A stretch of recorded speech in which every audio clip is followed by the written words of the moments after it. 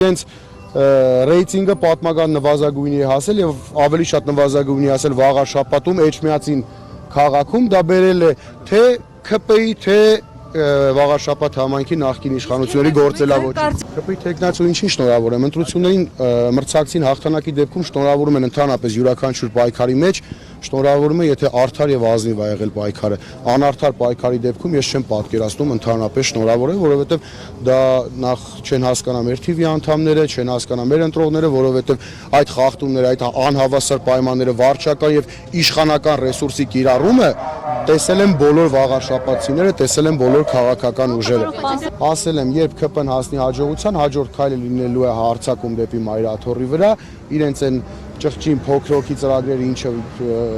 պլանավորել են իրականացնել Հայ առաքելական եկեղեցու հետ անմիջապես իրականացնելու են եւ նաեւ 26 թվին իրենց քաղաքական համապետական ընտրությունների հարցն են փորձելու լուծել ի սկզբանե ասել եմ այսօր մեր վաղաշաբաթ համայնքում ով քվեարկում է քաղաքացիական պայմանագիր կուսակցությանը